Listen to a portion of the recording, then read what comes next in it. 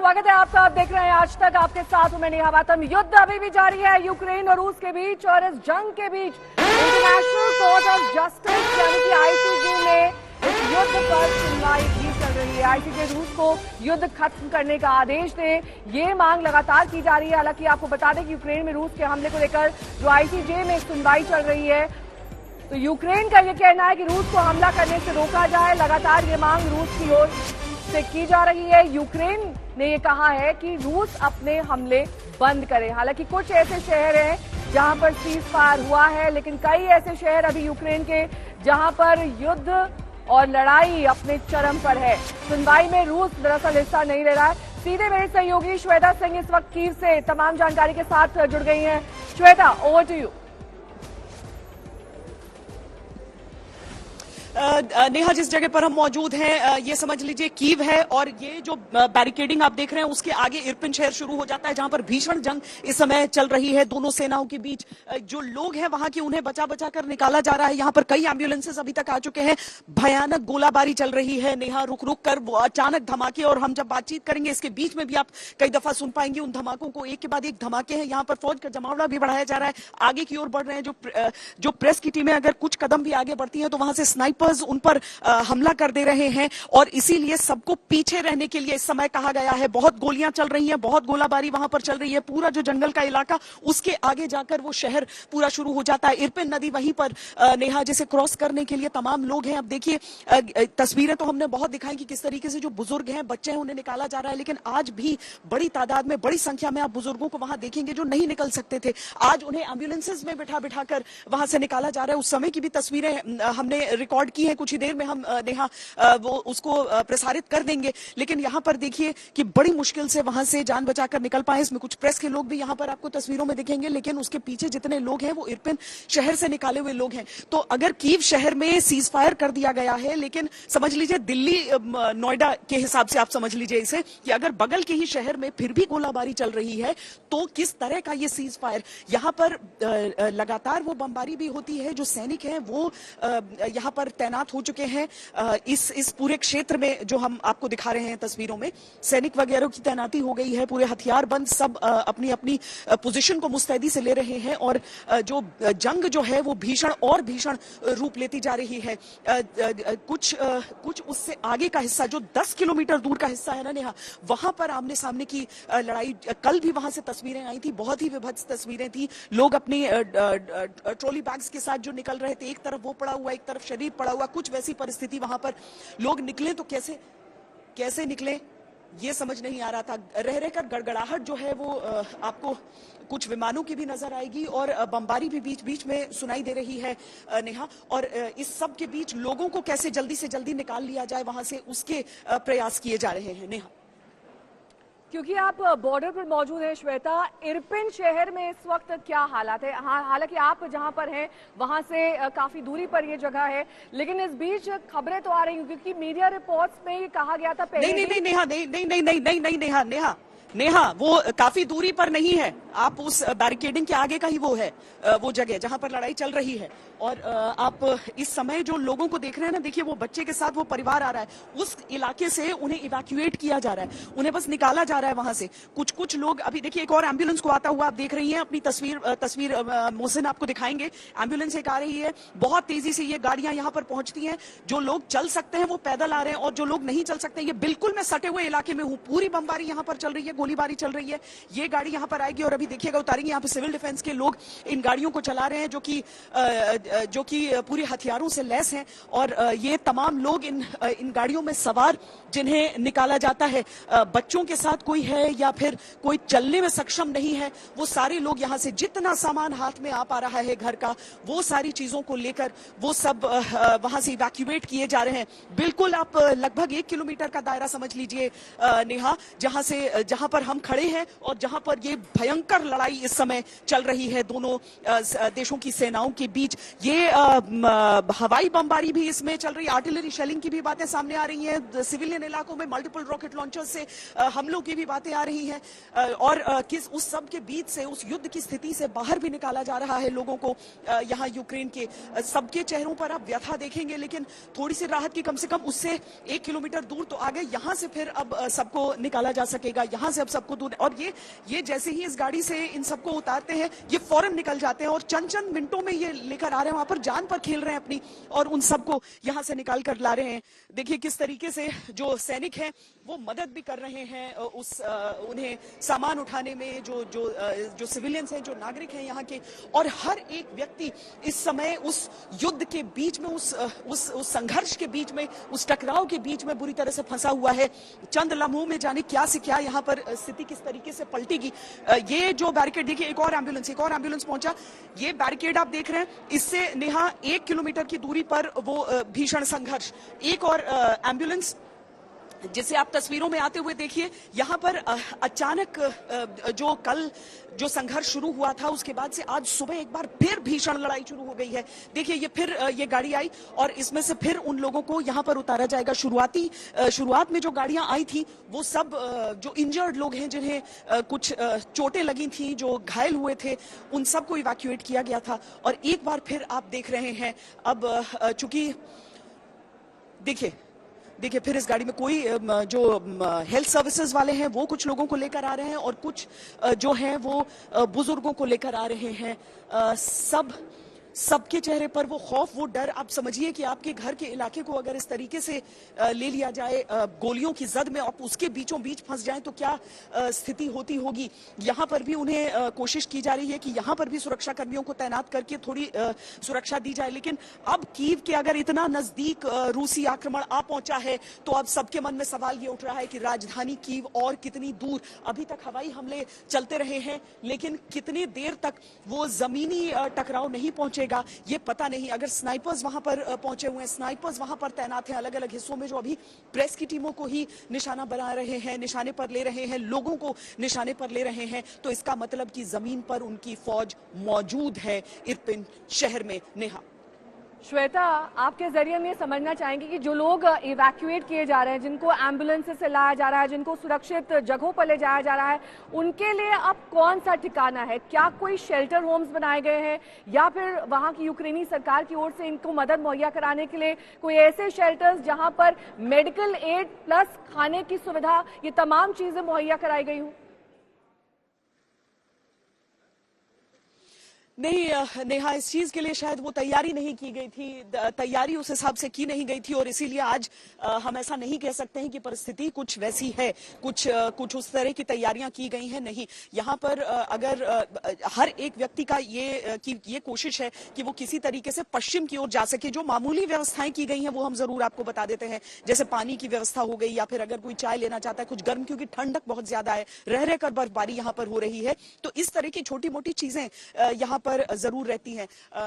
हथियारों को यहाँ पर रखा गया है, जो सैनिक है वो यहाँ पर हैं, जो जिन मोलोटोव कॉकटेल्स की हम बात करते हैं उसके हमें यहाँ पर बास्केट्स नजर आ रहे हैं, जिसे हम सामान्य भाषा में पेट्रोल बम कह दें, तो उनके बास्केट्स आपको यहाँ पर नजर आ रहे हैं, कि ताकि जो सिविलियंस हैं वो भी अगर डेवलप करना चाहे, वो भी अगर कोशिश करना चाहे कि वो आगे मुकाबला करना चाहते हैं, तो उनके लिए भी वो सारी चीजें यहाँ पर रखी हैं। लेकिन और इस तरह के बैरिकेड्स अगर आप देख लें तो सामान्यतः शहर के बीचों बीच ऐसे इलाके नहीं होते हैं, लेकिन अब सीमेंट की सिलों को रखकर और साथ में उसके रेत की बोरियों को रखकर ये कुछ एक टेम्पररी बंकर्स एक तरह से ऐसे कह लीजिए, जिसके भीतर से मुकाबला कर सकें, गोलियों से मुकाबला कर सकें। और उसी तरीके के आप आगे भी देख रहे हैं, आगे भी जहां पर सैनिक इस समय मौजूद हैं, और गाड़ियों को आगे जो बाकी गाड़ियां हैं उनको नहीं जाने दिया जा रहा है, क्योंकि वहां पर युद्ध अपने पूर्ण रूप में नजर आ रहा है। केवल जो एम्बुलेंसेज हैं वो अपनी जान पर खेलकर आगे बढ़ रहे हैं, ताकि लोगों को किसी तरीके से निकाला जा सके।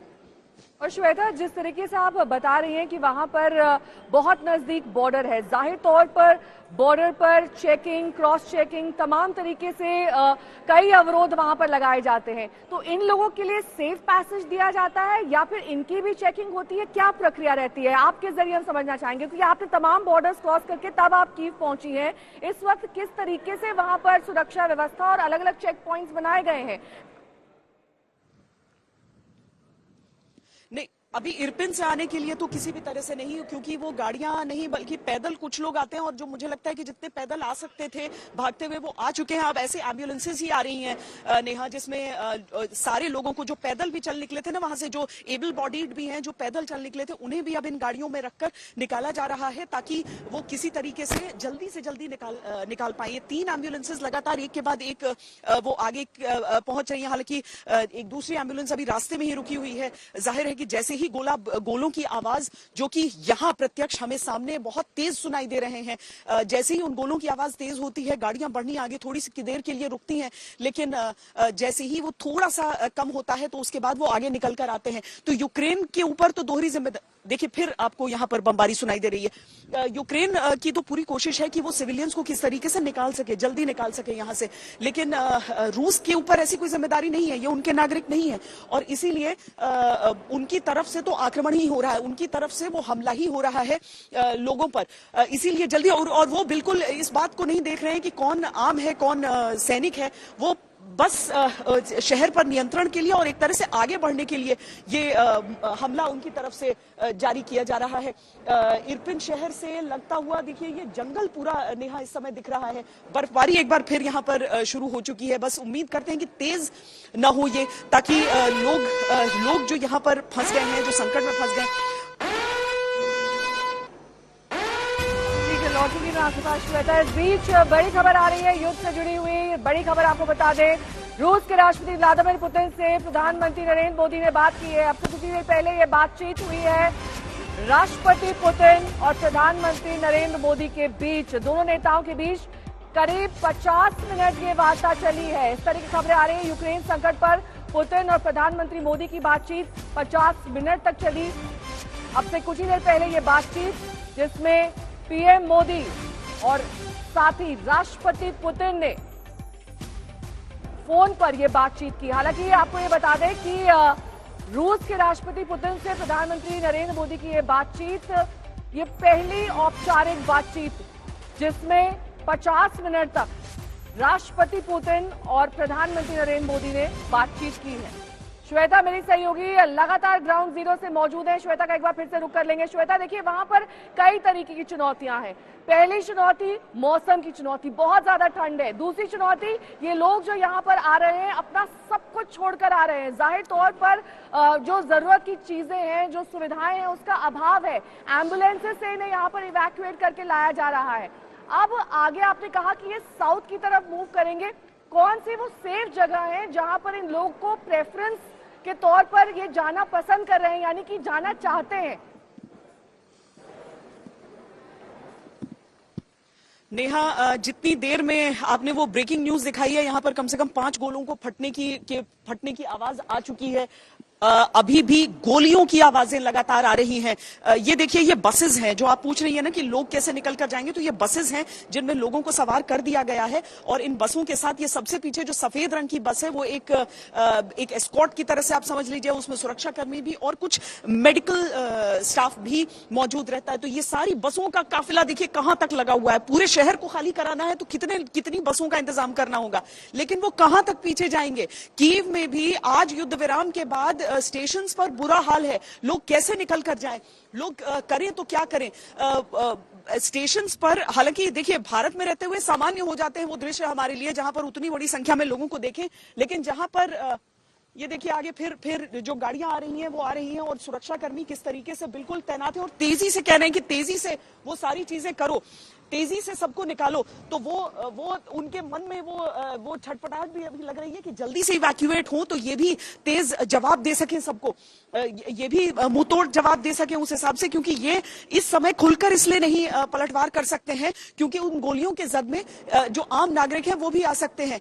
फिर कुछ गाड़ियां यहां पर पहुंची हैं, फिर गाड़ियां पहुंची हैं लोगों को निकालने के लिए, और यहां पर सैनिक इंतजार कर रहे हैं कि जल्दी से जल्दी निकल जाएं तो यहां पर आगे की लड़ाई जो है उसे अंजाम दिया जा सके।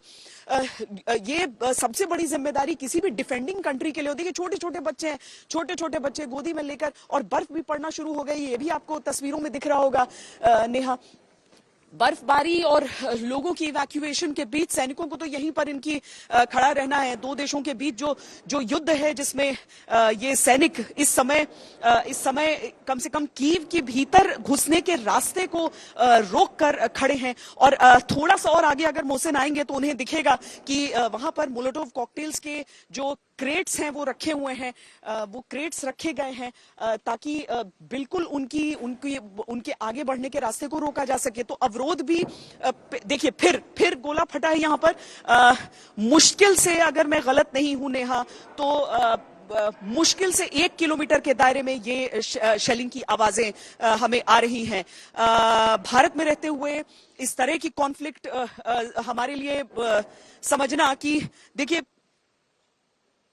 देखिए एक बार फिर, और आप आगे आकर अगर ये पूरे क्रेट्स को देखें, इन टायर्स को देखें कि कैसे अवरोध बनाया गया है, यहाँ के पेड़ों को जल्दबाजी में काट कर और उनका अवरोध बना दिया गया है, और उसके आगे फिर सैनिकों का एक ग्रुप खड़ा हुआ है जो अपनी पोजीशंस अब कुछ ही देर में लेगा नेहा। यहाँ से सिविलियंस को जल्दी से जल्दी हटाने की जरूरत इनके लिए सामने है कि पीछे भले ही उन्होंने कर लिया है लेकिन बहुत ज्यादा दूर उस हिस्से से अभी भी नहीं है सब। यहाँ पर केवल आपको या तो अंदर आप अगर सुन पाए जी, आप अगर सुन पाए तो आपको समझ में आएगा कि ये कितनी भीषण गोलाबारी पीछे चल रही है। भीषण गोलाबारी इस समय चल रही है। ऐसे भी नागरिक इलाकों में मल्टीपल रॉकेट लॉन्चर्स से हमलों की खबरें सामने आती हैं। रात के समय में जब वो होता है तो एक साथ कितने टारगेट्स पर और वहां से धुआं उठता हुआ दिख जाता है, लेकिन इस समय बादल भी आपको कवर कीव शहर पर नजर आएगा जिनसे बर्फ बार बार बरस रही है, और उसके साथ वो गोले जो एडवांसिंग रशियन ट्रूप्स की तरफ से वो बरस रहे हैं। भले ही जो पूरा लंबा काफिला है रूस का वो कुछ दूरी पर रुका है, लेकिन जो छोटी लड़ाई है, जो पॉकेट्स में लड़ाई चल रही है, जो शहरों की लड़ाई चल रही है, वो इसी तरीके से इर्पिन एक अहम शहर हो जाता है अगर कीव की तरफ वो एडवांस देखा जाता है। उस एडवांस को रोक पाना किस तरीके से संभव होगा यूक्रेन की सेना के लिए पता नहीं, क्योंकि कीव पर आंच आते ही एक तरह से समझ लीजिए कि अगर रूस के राष्ट्रपति एक बात कह रहे हैं कीव को निशाना लेकर, तो उसके आगे बहुत ज्यादा गुंजाइश यूक्रेन के लिए फिर रह नहीं जाती है। लड़ाई ही कीव को, ये फिर सुनिए, ये लगातार पाउंड किया जा रहा है इस शहर को, लगातार ऐसे धमाके। और देखिए कीव शहर में जब हम रहते हैं ना, शहर के बीचों बीच नेहा, तो वहां पर वो सायरन्स आती हैं, लेकिन इन जगहों पर ये सबब से ये बाहर के इलाके हो जाते हैं, यहां पर सायरन्स की व्यवस्था नहीं है।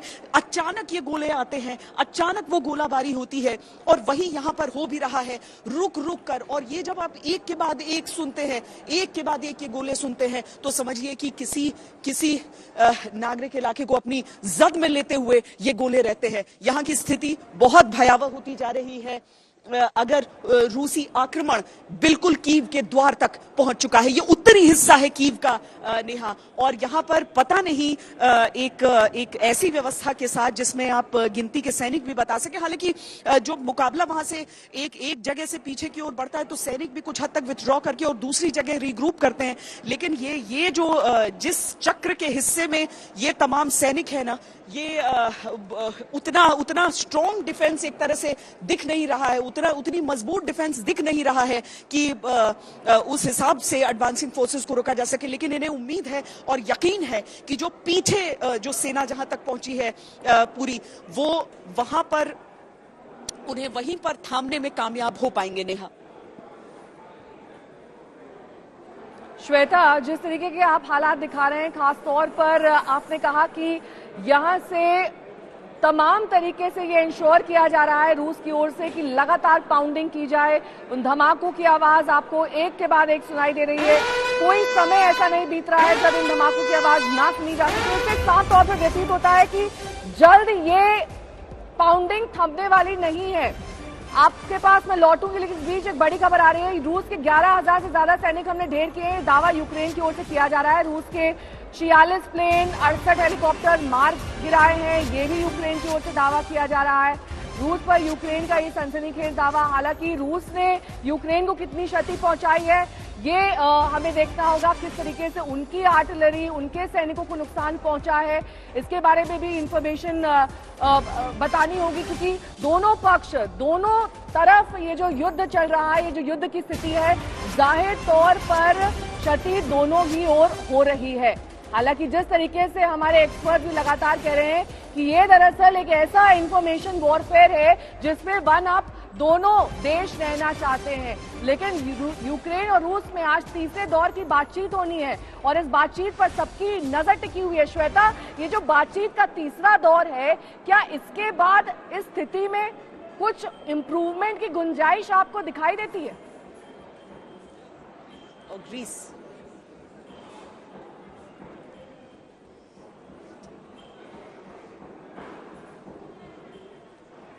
श्वेता, आप मुझे सुन पा रही हैं? श्वेता से दोबारा संपर्क करेंगे, लेकिन कुछ बातचीत यहाँ पर सुनो। अब देखिए जिन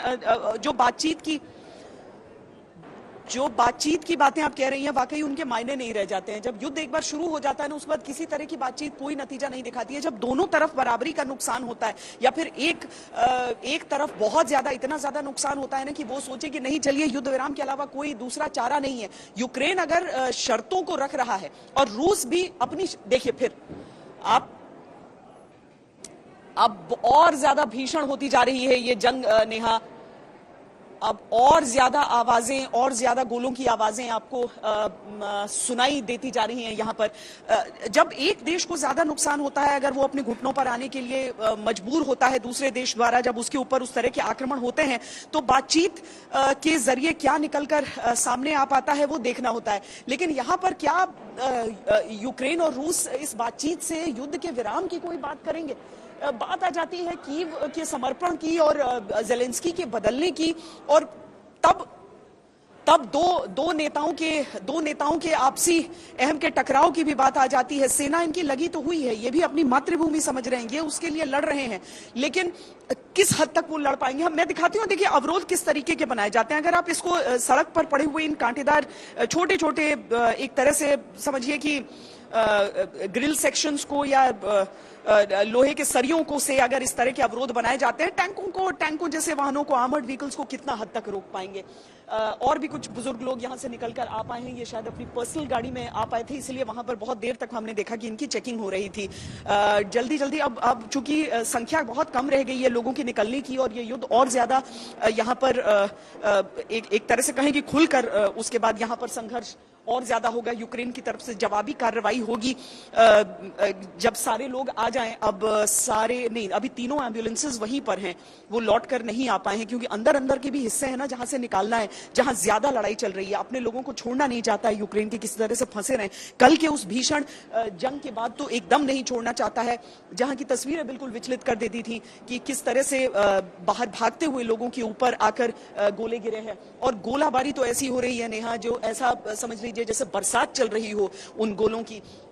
लगातार वो आवाजें चल रही हैं। बातचीत से रास्ता तभी निकल सकता है अगर दोनों देश एक मेज पर आने को तैयार हो जाएं, लेकिन दोनों की शर्तें ही अलग अलग हैं, और उस सब के बीच यहाँ की आम जनता पिस रही है। सवाल बिल्कुल भी ये नहीं उठता है कि कौन गलत है कौन सही, लेकिन आक्रांता होता है उसके ऊपर थोड़ा सा ज्यादा बड़ा भार तो पड़ ही जाता है कि और ज्यादा उंगलियां उसी देश की ओर उठती हैं। लेकिन रूस कहता है कि अब देखिए कुछ बख्तरबंद गाड़ियां भी, मोहसिन अगर आप कैमरा घुमाकर दिखा पाए उधर, आप कुछ बख्तरबंद गाड़ियां भी उधर बहुत तेजी से निकल गई है वो पीछे की तरफ। डिफेंसेस और यहाँ पर तैयार किए जा रहे हैं। ये पूरी रिहायशी इमारतें नेहा देखिए, मोहसिन एक बार दिखा दीजिए, सारी रिहायशी इमारतें हैं। लोग यहाँ पर हालांकि यहाँ से भी छोड़ कर गए हैं, पुरानी रिहाइश का हिस्सा है ये, पुरानी बसावट रही है, यहाँ पर लोग यहाँ पर रहते रहे, लेकिन अभी बहुत बड़ी संख्या में लोग यहाँ पर हैं नहीं, छोड़कर जा चुके हैं यहाँ से।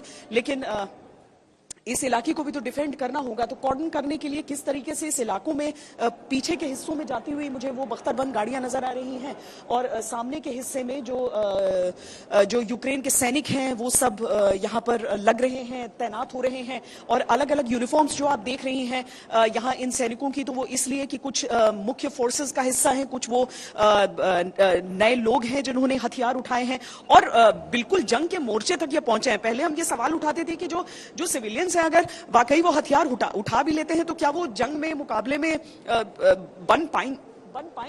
रह पाएंगे। लेकिन अगर वो यहाँ पर इस मोर्चे पर बंदूक उठाकर तैनात हो गए हैं ना नेहा, तो शायद एक देश की ताकत दिखाता है। 1.5 लाख लोग, समझिए कि 1.5 लाख लोग ऐसे हैं जो आए हैं, वापस कीव की तरफ आए हैं। और जो यहाँ की सेना ने एक आधिकारिक फिगर मुझे कल दी थी कि 1 लाख लोगों ने वेपन्स लिए हैं इनसे। देश के फिर गोलाबारी शुरू हो गई है। 1 लाख लोगों ने वेपन्स लिए हैं इनसे ताकि ये मुकाबला कर सके।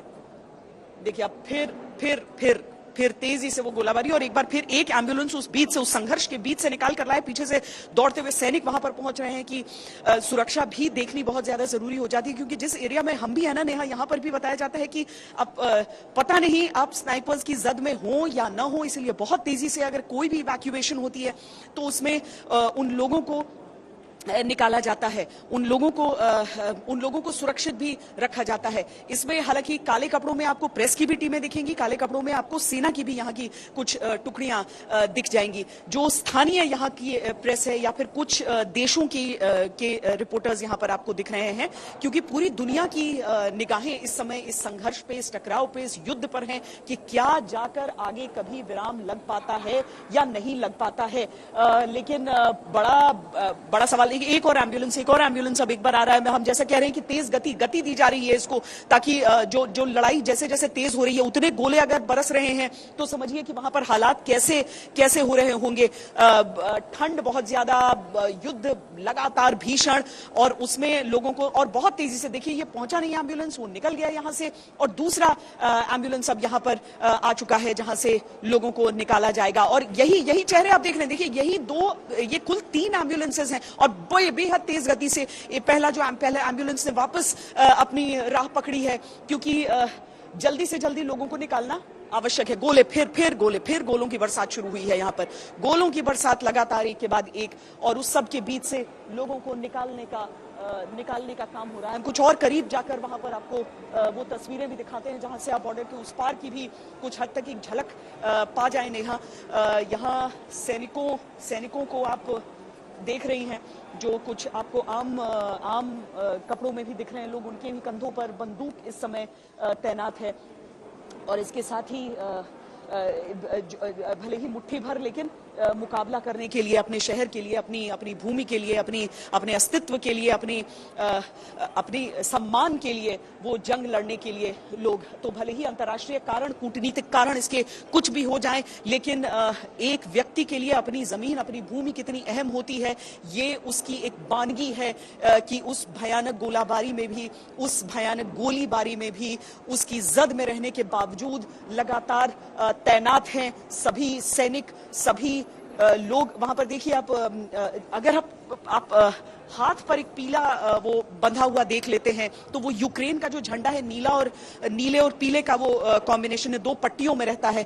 आप हाथ पर वो पीला अगर बंधा देख लेते हैं तो वो सेना भी है, वो मिलिशिया भी। ये देखिए फिर से गोलाबारी यहां पर शुरू हुई है, और ये सैनिक हर बरसते गोले के साथ अपनी जगह पर और मजबूती से और दृढ़ता के साथ तैनात हो जा रहे हैं, दृढ़ता के साथ यहाँ पर तैनात हो जा रहे हैं। हम आगे बढ़ने की भी अगर कोशिश करते हैं तो इस समय किसी को भी आगे जाने की इजाजत नहीं है। केवल जो इवैक्यूएशन क्रूज हैं उन्हें आगे जाने की इजाजत दी जा रही है।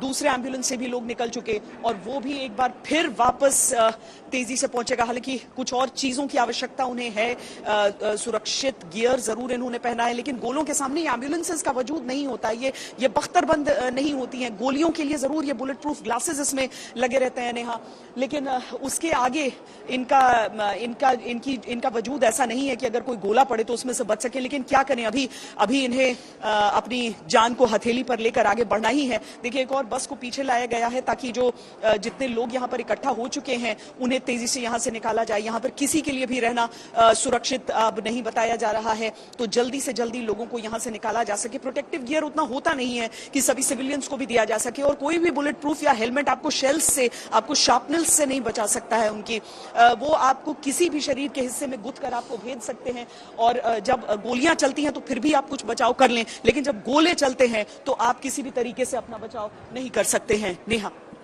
श्वेता, जिस तरीके से आप बता रहे हैं कि वहां पर जो जमीनी हालात हैं, कई चुनौतियों से निपटने के अलावा एक बड़ी चुनौती इस वक्त सर्वाइवल की है, यानी कि कैसे अपने घर को, अपने परिवार को, अपने बच्चों को एक सुरक्षित स्थान पर ले जाना, जिसके लिए फोर्सेस तो आपकी मदद कर ही रही हैं, लेकिन इसके साथ ही आपको भी ये देखना होगा कि कैसे अब आने वाले वक्त में आप अपने आप को कहां पर देखते हैं, यानी कि किस उस जगह पर यूक्रेन में जाते हैं और वहां पर सेटल होते हैं जहां पर इस वक्त कम से कम खतरा हो आपको और आपके परिवार को। देखिए, पीढ़ियां की पीढ़ियां बर्बाद हो जाती हैं। ये आप निकल कर आते भी हैं तो अपना सब कुछ तो आप पीछे ही छोड़ गए। आप कब तक उम्मीद कर सकते हैं कि आपको कहीं दूसरी जगह पर एक शरणार्थी के तौर पर आप वहां पर रह लेंगे। 2 एम्बुलेंसेस फिर वापस आई हैं। जो लोग कुछ लोग साइकिल से ही देखिए वहां से निकले हैं तो वो आगे बढ़कर आ रहे हैं। सब उस गोलाबारी से निकलकर, क्योंकि कल रात तक फिर भी सबने सोचा कि यहाँ पर रुक जाएं, लेकिन अब उनके पास कोई दूसरा चारा नहीं है, अब उनके पास कोई दूसरा विकल्प नहीं है। अब इस छोटे से बैग में, 2 बैग में क्या समेट कर निकले होंगे नेहा? अपनी पूरी जिंदगी तो पीछे ही छोड़ आए हैं।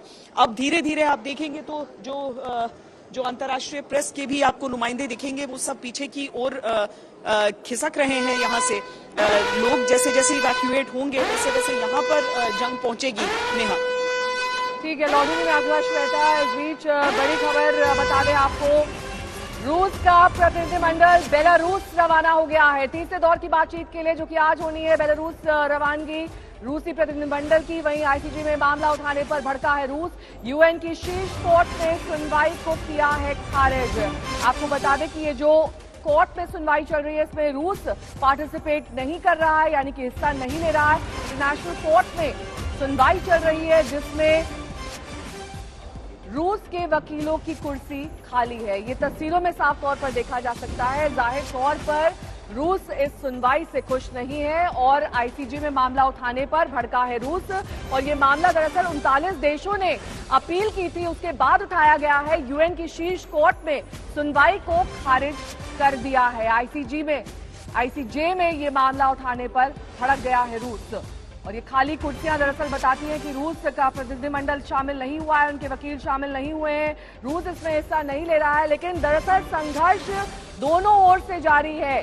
अगर फायरिंग, शेलिंग रूस की ओर से की जा रही है तो उसका जवाब यूक्रेन भी दे रहा है। हालांकि मामला यूक्रेन के कहने पर उठाया गया आईसीजे, और यूक्रेन के समर्थन में तमाम अन्य देश भी खड़े हुए, लेकिन इसके बावजूद यूएन की शीर्ष कोर्ट में सुनवाई को खारिज कर दिया गया है।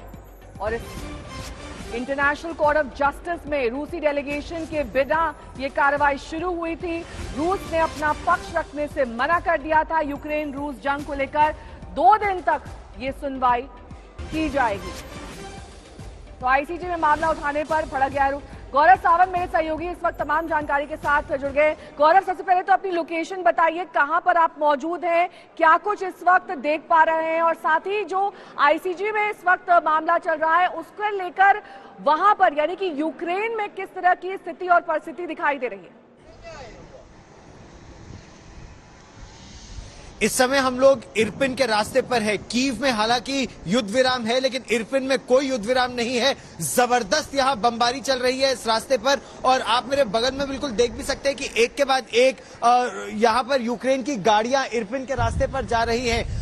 यहाँ पर अभी भीषण युद्ध हो रहा है, हर गाड़ी को जांचा जा रहा है, उसके बाद ही उसको जाने की अनुमति दी जा रही है। आप यहाँ पर रुक रुक के धमाकों की आवाज भी हो रही है। अगर आप मेरे पीछे देखें तो ये आखिरी चेक पॉइंट है कीव और इरपिन के रास्ते पर, और इस चेक पॉइंट पर तेजी से लोग जो अब युद्ध से भागकर इस तरफ आ रहे हैं वो यहाँ आने का प्रयास कर रहे हैं। नेहा, यहाँ पर तनाव ज्यादा इसलिए भी है क्योंकि जैसा आप मेरे पीछे सुन भी सकती हैं, ये मल्टी लॉन्च रॉकेट सिस्टम जो है MBRLs, वो एक के बाद एक धनाधन यहाँ पर शेलिंग चल रही है। दोनों तरफ से फायरिंग और शेलिंग की आवाजें आ रही हैं, जैसे आप मेरे पीछे सुन भी सकते हैं। और उससे घायल लोग उस युद्ध के मैदान से हटकर भागकर यहाँ आने की कोशिश कर रहे हैं। यहाँ पर सिर्फ एम्बुलेंसेस को इसके आगे, इस पॉइंट के आगे जाने की इजाजत दी जा रही है, क्योंकि जो लोग पिछले 2-3 दिन में घायल हो गए थे और उसके बाद से यहां वापस नहीं लौट पा रहे थे, उनको अब आने की कुछ देर के लिए इजाजत दी गई है। तो घायल सैनिक, घायल सिविलियन, वृद्ध लोग, उन सबको यहां पर इस समय लाया जा रहा है। अगर आप मेरे ठीक पीछे देखें तो यहां पर एक चेक पॉइंट इनकी मिलिशिया का है, उसके आगे सेना का चेक पॉइंट है, और सेना के उस चेक पॉइंट के आगे एक्टिव वॉर जोन जिसको कहते हैं, दोनों ही तरफ से, जहां पर कल तक तो खबरें ये भी आ रही थी कि सिविलियन इलाकों को भी निशाना बनाया गया है। इरपिन में रिहायशी इलाकों में बमबारी हुई है, जिसके बारे में ये भी कहा जा रहा है कि जिस ओर से रूस की सेना पर हमले हो रहे हैं उसी ओर से पलटवार भी हो रहा है। ये इरपिन बहुत महत्वपूर्ण है, क्योंकि अगर इरपिन गिर गया, अगर रूस की सेना इरपिन पर कब्जा करने में सफल हुई तो इरपिन से कीव आने तक उनको कोई रोक नहीं पाएगा। इसीलिए यहां की सेना हर संभव प्रयास कर रही है कि इरपिन पर ही इस युद्ध को रोक दिया जाए। उसी तरह हम इरपिन के रास्ते पर है, इससे थोड़ी दूर और बूचा का रास्ता है, वहां पर भी जबरदस्त लड़ाई की खबरें आ रही हैं। और ऐसे ओस्तुमल जो करीब 20 मील और आगे है, ये उत्तर और उत्तर पूर्व और उत्तर पश्चिम के 3 एंट्री रोड्स है या एक्सेस है कीव के अंदर आने के लिए, और तीनों पर इस समय भीषण लड़ाई चल रही है, क्योंकि यही से प्रयास हो रहा है कि रूस की सेना को कीव के बाहर रोक दिया जाए। और यहां तक रूस की सेना इस समय आ गई है। ये जो रुक रुक कर आवाजें आती हैं वो ये इशारा करती है कि वहां से एम्बुलेंस आने वाली है, तो अब इस सारे रास्ते को खाली करा दिया जाए ताकि तेजी से एम्बुलेंस यहां पर आ जाए। ठीक मेरे पीछे रेड क्रॉस की वो गाड़ियां भी यहां पर आके खड़ी हुई है। ये रेड क्रॉस की गाड़ियां घायलों को अस्पताल लेकर जा रही है। जो लोग युद्ध क्षेत्र से भागना चाहते हैं उनके लिए बड़ी संख्या में यहां पर बसों को भी तैनात किया गया है, ताकि उनको सुरक्षित इलाकों पर या रेलवे स्टेशन तक ले जाया जाए या फिर अगले शहर तक ले जाया जाए, ताकि वो पश्चिम के रास्ते से निकलकर इस देश के बाहर जा सके। गौरव जुड़े हुए हमारे साथ, retired major general Vishambar Dayal ji भी हमारे साथ मौजूद है। विशंबर जी, आप गौरव से कोई सवाल करना चाहेंगे, क्योंकि वो ग्राउंड जीरो पर मौजूद है और वहां की स्थिति से भली भांति वाकिफ है। ऐसे में आपके मन में कोई शंका, कोई सवाल? समाचार है जो खार्किव और जो मारियोपोल में जो वो था अपना युद्ध विराम, वो चल रहा है या वहां कुछ डिस्टर्बेंसेस कुछ सुनने को आ रही हैं?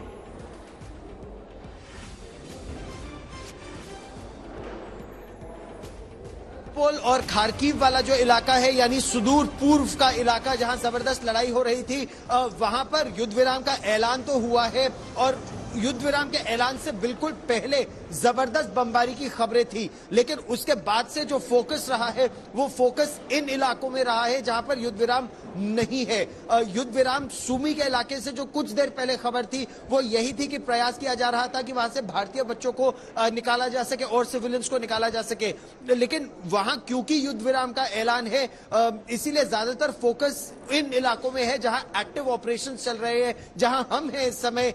ये सबसे ज्यादा इस समय यहाँ एक्टिव ऑपरेशन का एरिया बताया जा रहा है, जहां पर न केवल कुछ देर पहले मिसाइलों से हमला हो रहा था, बल्कि अब वो लड़ाई और भीषण हो रही है। अब तोपखाने की और MBRL या मल्टी लॉन्च रॉकेट सिस्टम्स की लड़ाई यहां पर हो रही है। जिस तरह से आप आवाज भी सुन सकते हैं कि एक के बाद एक बहुत तेजी से रॉकेट दागे जा रहे हैं। अटैक और डिफेंस का ये आखिरी प्रयास अब इस समय यहां पर चल रहा है।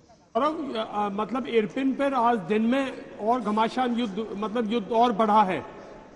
जो लड़ाई की जो इंटेंसिटी है वो और इरपिन बढ़ी के है। इलाके में आप बिल्कुल सही, क्योंकि इरपिन में सीजफायर नहीं है, इरपिन में सीजफायर नहीं है, कीव में सीजफायर है, खार्किव में सीजफायर है, मारियोपोल में है, सुमी में है, उन इलाकों में है, क्योंकि ये अब देश का जो उत्तर और उत्तर पूर्व का जो इलाका है वहां से जो हमला हो रहा है कीव पर, वहां पर सीजफायर अभी नहीं है, कीव में सीजफायर है। रिटायर्ड कॉमोडोर जीजे सिंह साहब हमारे साथ जुड़े हुए हैं। सिंह साहब, गौरव से आप कोई सवाल करना चाहेंगे? हाँ जी हाँ गौरव, मैं आपसे पूछना चाहता हूं कि अभी 12 दिन हो गए हैं और ये लड़ाई खींची जा रही है, क्या ये उनके बॉम्ब शेल्टर्स, उनके बंकर्स, उनके लोगों की जो व्यवस्था बनाई गई है बचाव के लिए, वो इतनी मजबूत है कि रशियन एयरफोर्स उनको तोड़ नहीं पाई, कुछ कर नहीं पाई? क्योंकि अगर जो इमेजेस मैं देख रहा हूं उसमें तो आम लोग आ जाते हैं सड़कों के ऊपर और गाड़ियां चलती हैं, जैसे एम्बुलेंस अभी घूम रही थी और अभी उनके ट्रुप्स भी जा रहे हैं। इतनी ताकतवर जो रशियन आर्मी है उसके अगेंस्ट ये लोग ऐसे खड़े हो गए हैं, तो इसकी क्या वजह है कि क्या उसकी आर्मी डिमोरलाइज हो चुकी है रशिया की, कि कुछ इतना इफेक्टिव कारगर तरीके से इनको काबू में नहीं कर पाई?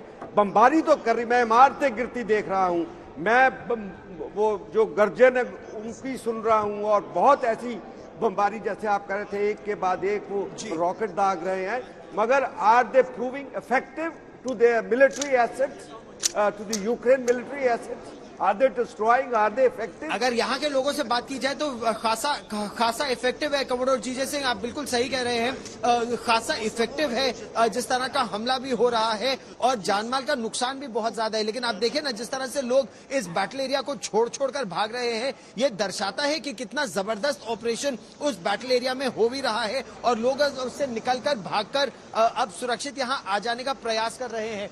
बसों में भर के वहां से आ रहे हैं ताकि सुरक्षित निकल सके। लेकिन समस्या देखिए इस समय क्या है, रूस का ये कहना है वो केवल मिलिट्री टारगेट्स को ही इस समय निशाना बना रहा है।